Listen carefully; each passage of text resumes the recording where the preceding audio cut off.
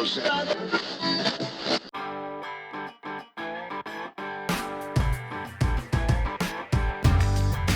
Howdy, and welcome to Wise About Texas, the Texas History Podcast. This is your host, Ken Wise, and I want to thank you for tuning in for a little bit of Texas history today. This podcast episode is being released in early September 2018, so I hope everybody had a good summer.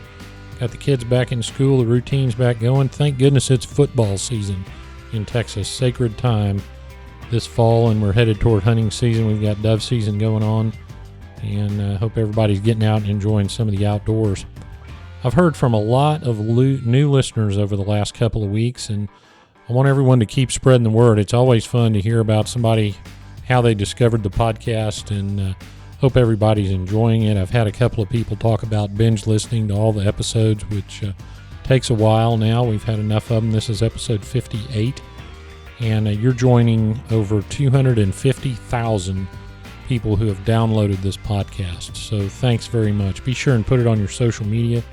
And the preservation and promotion of Texas history only works if we spread the word. Well, as you may know, this year marks the 300th anniversary of the founding of the city of San Antonio, Texas. What a great place. In fact, this episode is being released on a Monday. I'm going to be heading to San Antonio later this week for the Texas General Land Office's Save Texas History Symposium. So if anybody listening to this episode is attending the Save Texas History Symposium, be sure and introduce yourself, email me, let's get together. Today we're going to talk about San Antonio. We're going to talk about a very interesting story in a ceremony that probably has happened only one place in North America, and that's the city of San Antonio. What kind of ceremony was it? Well, it was a peace ceremony. In 1749, the Apache Indians and the Spanish citizens of San Antonio buried the hatchet. Literally. So let's go back to 1749 and get wise about Texas.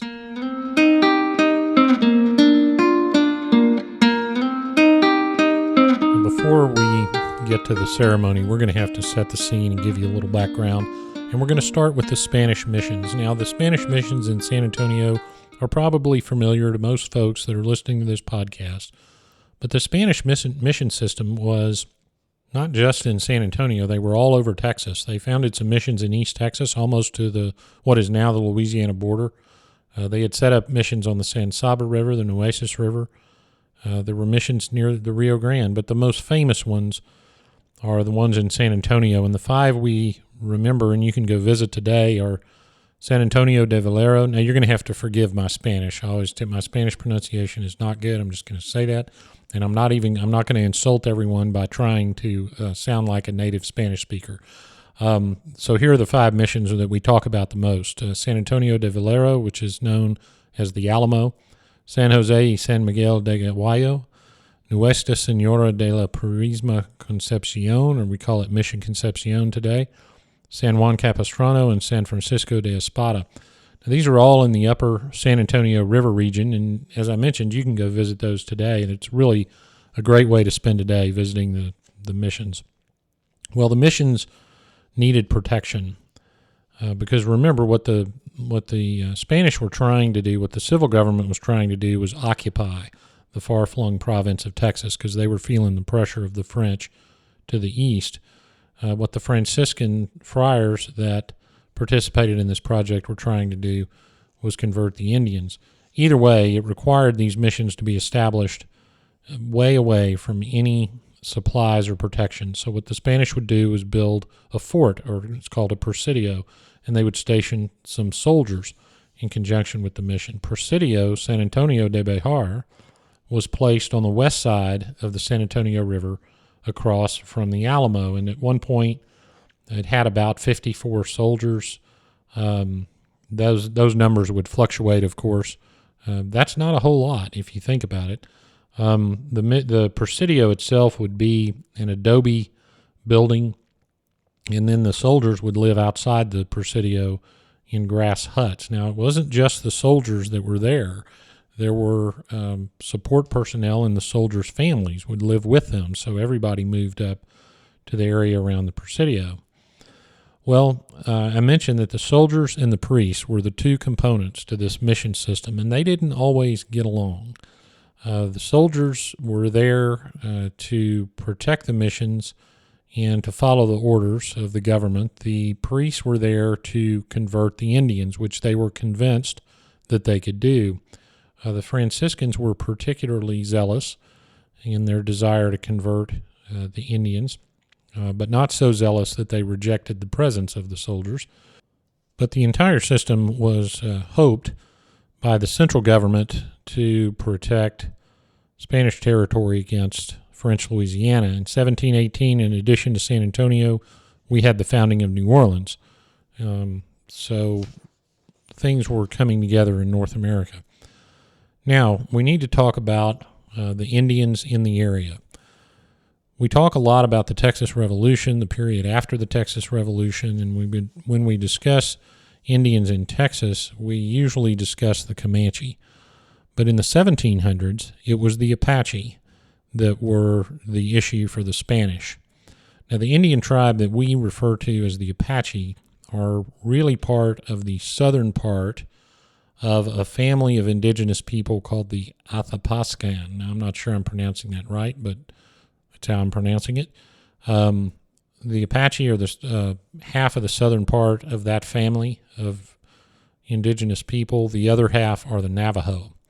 Now, the eastern Apaches, and that was a Spanish designation. They called the various members of the Apache tribe, they called them the eastern Apache or the western Apache. The eastern Apaches in Texas were the Lipans, the Natajes, I don't know if that's correct or not, and the Mescalero.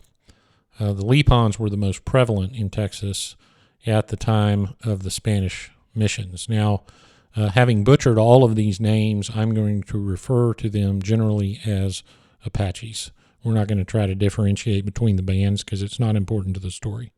When the Spanish missionaries showed up, the Apaches lived in the upper parts of the Colorado River, the Brazos River, and the Red River, but the Comanches started to push them down toward the San Saba, the Pedernales, the Atlanta River. They also populated the areas around the Pecos River and the Rio Grande, so they covered a large segment of Texas. The Spanish were not unfamiliar with the Apaches. They'd actually been fighting with them in New Mexico since the late 1600s, and if you read the Spanish descriptions of the Apaches, they're described as very warlike, very adept fighters, not unlike the Comanches were later described. Well, as soon as the Apaches found out that San Antonio had been established, the raids began. And at one point, the Spanish tried to convince them that it would be better to make peace. The Apache response to that was shooting a bunch of arrows in the ground near San Antonio and hanging red cloth on them, sending a fairly clear message that was not going to happen. There was a constant problem with theft of stock. Anyone operating outside of the town for any reason could not go out alone. Raiding was a constant problem. In the spring of 1722, a new captain arrived for the Presidio of San Antonio named Flores. And after he took over, things were fairly quiet. In fact, there were no raids from the spring of 1722 all the way until August 1723. And then the Apaches decided they were going to get back after the horses. Well, let me tell you how good they were. There was one corral in late summer, early fall of 1723. There was a corral full of horses. The gate was locked, and Flores had posted 10 soldiers to guard the corral. Well, overnight, the Indians got past the 10 soldiers, through the locked gate, and stole 80 horses. Now, moving 80 horses is a heck of an enterprise in the middle of the day, much less sneaking them out at night. So those Apaches were really good when they put their minds to it. Well, Flores wasn't going to have that. In that particular raid, he grabbed 30 soldiers and 30 mission Indians as trackers. These mission Indians were primarily Coahuiltecans. There were a few other tribes that converted and decided to try to live in the missions, and many of those mission Indians were simply seeking protection from the Apaches. But Flores rounded 30 of the mission Indians up so that they could help track these Apaches.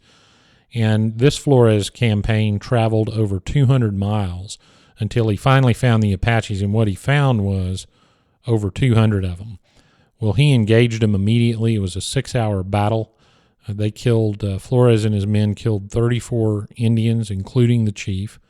They captured 20 women and children and took them back to San Antonio. They also got 120 horses, tons of stolen property that had been stolen from San Antonio area, saddles, bridles, knives, tools, that kind of thing. And if you do the math and look at the accounts of the time, it seems that this battle was more north of San Antonio rather than northwest, so it was more maybe in the Brownwood area. We don't know for sure, but the Spanish accounts talk about traveling in leagues, which is between 2 and 3 miles.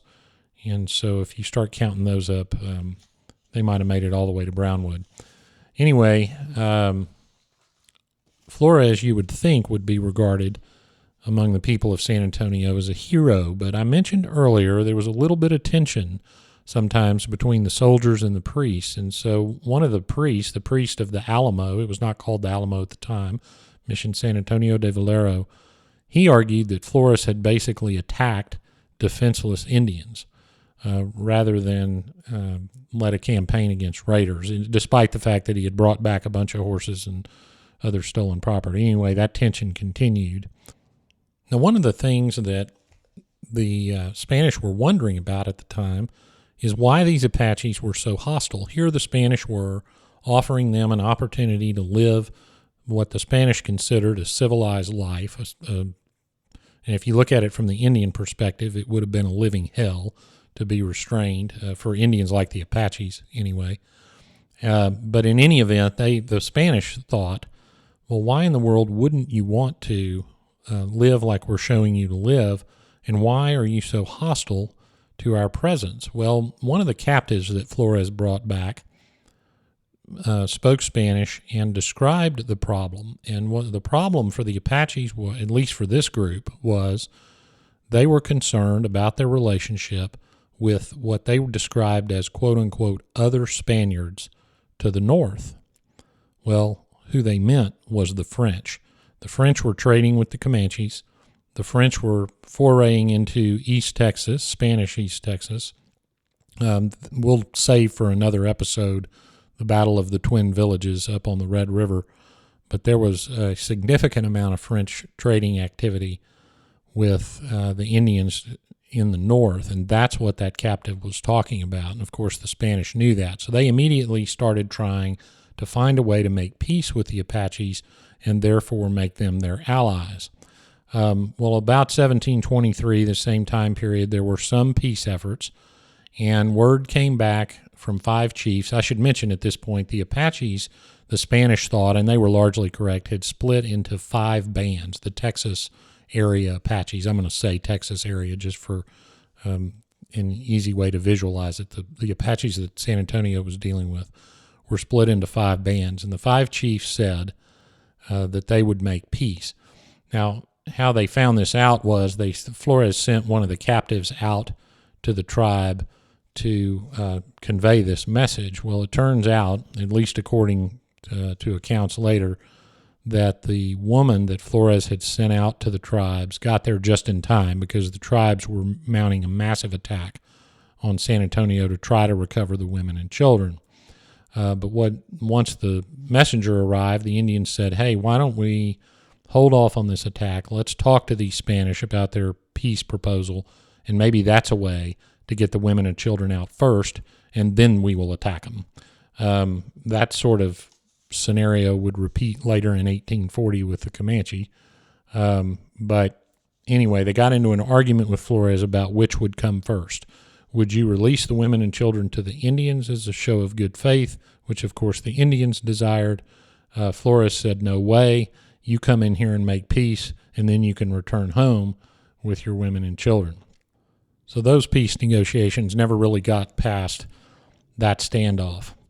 The Apaches continued to raid a little bit. The Spanish were trying to keep things calm. They were trying to move toward peace. The Apaches were attacking primarily Mission Indians, but still doing some raiding. In about late 1723, different accounts say maybe 1724, not exactly sure, but we do know there was a 9-day battle between the Comanches and the Apaches that resulted in a Comanche victory and resulted in the Apaches being pushed further south, closer to San Antonio. Now, this would not be good news for the Spanish to have the Apache range compressed and move closer to San Antonio. It would be good news eventually because the Comanche threat convinced the Apache to take a different tack.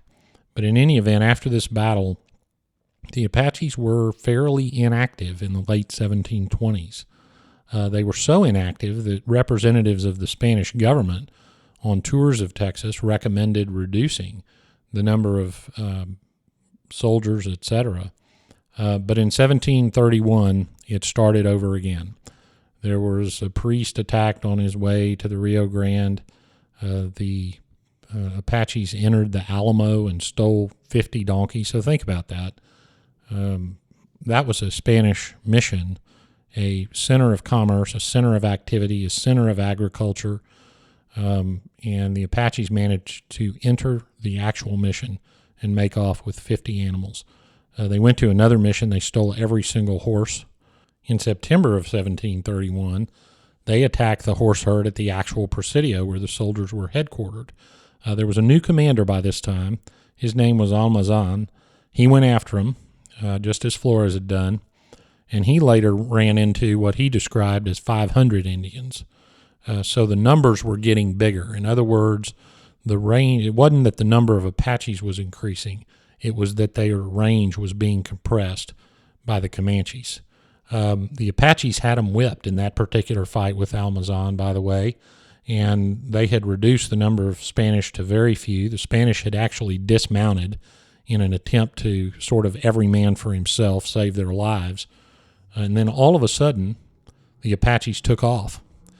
And that was not unusual.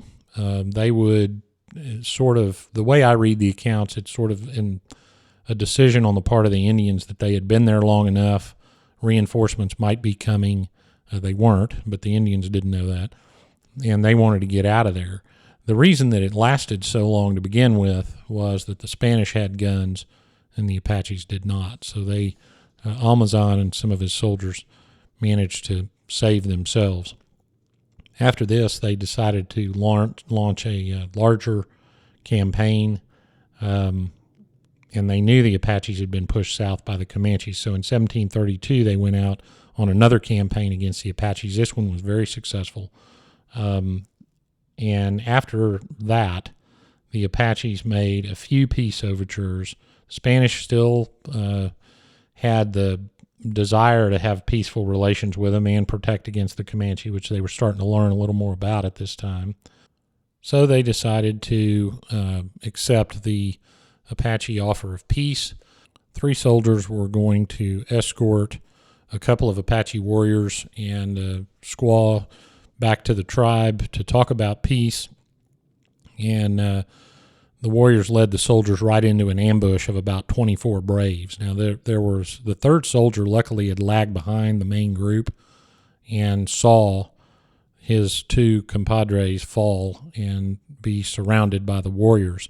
Later, when they went out and got the bodies, they discovered that the soldiers' bodies had been mutilated and the flesh taken off the bones, which is how the Apaches sent the rather convincing message to the Spanish that this was not going to work. So San Antonio was thrown into a panic because it turns out maybe the Apaches didn't want peace, as they had said. So we were back to the existence of raiding and campaigning. And then all of a sudden, the Apaches became much more interested in Christianity. So what in the world could have been going on? In 1743, one priest learned of a fight between the Comanche and Apache. The Comanches had come down. They had attacked a superior Apache force. They lost the battle. The Apache killed all but one Comanche, left him alive to go tell the tale to his tribe, which was not unusual. The Apaches, in relaying the account to the priest, And they would get this news, by the way. It doesn't make sense. Priests didn't wander out among the Apaches and chat them up. The captives and the traders, there was still some trading. There was raiding going on, but there would also be trading. And so news would come from the Apaches to the Spanish. And so this one particularly astute priest heard about this battle.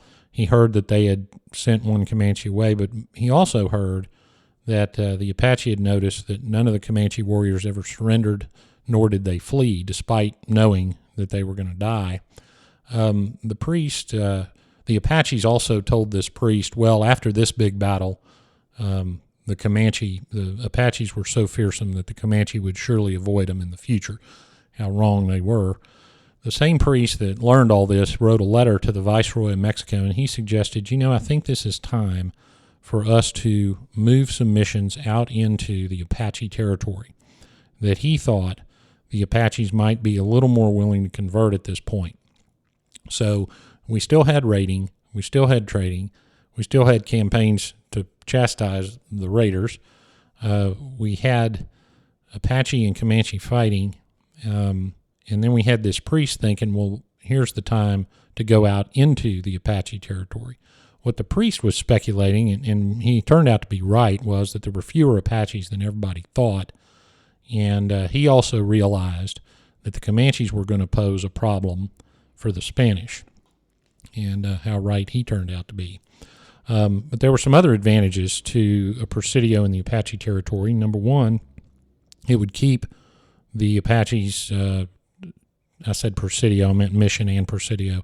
It would keep the Apaches away from San Antonio, and the Franciscans, he thought, would be able to work their magic and convert the Apaches who had been so reticent to do so. From the Crown's perspective, though, this also might seem like a good idea because the Spanish reach in Texas could be extended. We still had the French problem to deal with, and there were minerals and rumors of minerals all over the Apache territory that the Crown could exploit. But that left unanswered why the Apache all of a sudden would be interested in all of this and converting to Christianity, and that comes down to one word: Comanche.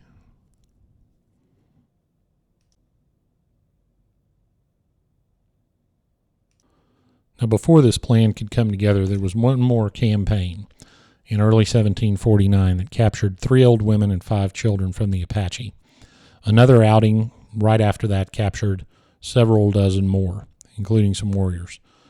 So now the Apaches were weakened in the Spanish view, and now was the time to try to finally make that peace.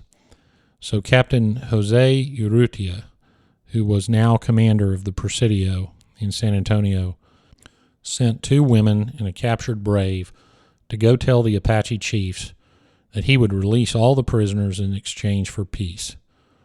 We've heard that before. They left in April, and they promised to return in 3 moons, or 3 months. They returned in August with news that not only was the peace proposal accepted by the Apaches, but 4 chiefs were already camped on the Guadalupe River, and they were awaiting the word from Urrutia to enter San Antonio and make the peace formal. Urrutia told them, you can come into San Antonio whenever you're ready.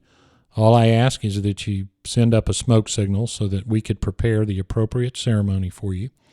And finally, on the night of August 15th, 1749, smoke could be seen on the horizon outside of San Antonio. Now, in the meantime, Urrutia had constructed a special building just for this peace ceremony.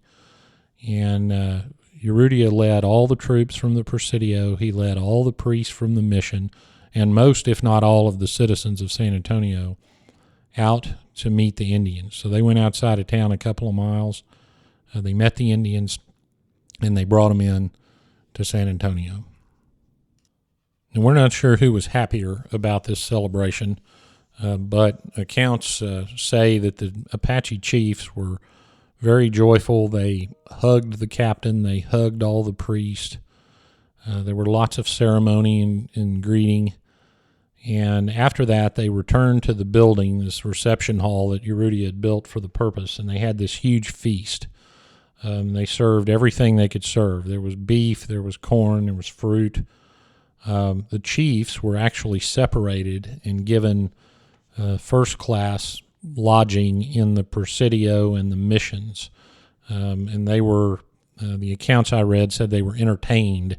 So, they were clearly treated with not only respect, but just sort of fawning over to make this the big deal that it no doubt was to the Spanish. They held a mass the following day, which all the Indians attended. All of San Antonio attended. So on the 18th of August, the Spanish released all the prisoners. So the Indians had come to San Antonio. They'd had all this joyful good time, and the Spanish went first and released all the prisoners. A ceremony was planned for the following day, August 19th.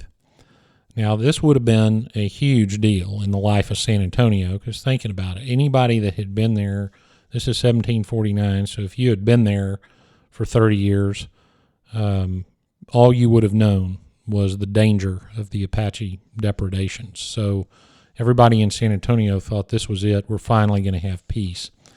This was going to take place on what we now call the main plaza, and it filled up early in the morning of the 19th. So on one side, you had the soldiers and the priests and the citizens of San Antonio, and on the other side of the plaza, you had the chiefs and all the Indians, in addition, the released captives that they had just given back. And what they did was they dug a hole in the center of the plaza. And the hole, it was described as a large hole or a great hole in, there's an account by a man named Cabello who talks about a large hole being dug, and they proceeded to lay some objects in the hole. They laid a hatchet, and probably more than one. They laid a lance, again, probably more than one. And Cabello talks about 6 arrows. Other accounts say bows and arrows. But basically what they did was the Indians put their weapons in this hole. Then they got a live horse. You heard that right. Some accounts say a white horse, but in any event, it was a live horse, and put the horse in the hole with all the weapons. And then the 4 chiefs and Captain Urrutia joined hands, and they danced 3 times around the hole. Now, I don't know if this meant that they were all in a big circle around it and kind of went around, or if they just held hands and danced around the hole, but in any event, that's what happened. They danced around this live horse, who no doubt was getting a little curious about his predicament, and all the weapons. Then the Indians did the same with the priests and the citizens of San Antonio. So everybody got together and danced around the hole containing the weapons and the horse. When this was done, everybody went back to the lines they had formed before, and then a signal was given, and everybody ran up to the hole and grabbed either a shovel or used their hands and buried the weapons and the horse, which signified the end of hostilities. The Indians shouted their great war whoops. The Spanish gave 3 cheers of Viva el Rey, long live the king. Celebrations finally came to a conclusion, and the Indians left the next day on August the 20th, everyone agreeing that the Indians were welcome in San Antonio anytime, and that everybody would get along forevermore. I have looked, and I cannot find any account anywhere of any ceremony quite like the one held in San Antonio in 1749. Instead of the regular segment of getting there, I'm just going to tell you, go to the main plaza of San Antonio, Texas. There's a plaque in the main plaza commemorating the event, and as you stand there and read that plaque, remember that beneath your feet lie the 269-year-old bones of a white horse and a pile of war clubs, bows, arrows, and lances, as well as the history of Apache conflicts in San Antonio. Well, that wraps it up for this episode of Wise About Texas. I hope you'll go to iTunes and leave a review if you like the show. Better yet, tell 3 friends about the show sometime this week. We're on social media. There's a Wise About Texas Facebook page. You can find the show on Instagram and Twitter at Wise About Texas. And if you want to support the promotion and preservation of Texas history, go to patreon.com/wiseabouttexas. Thanks for listening to the show today. Go out and do something for Texas. And until next time, God bless Texas, and we'll see you down the road.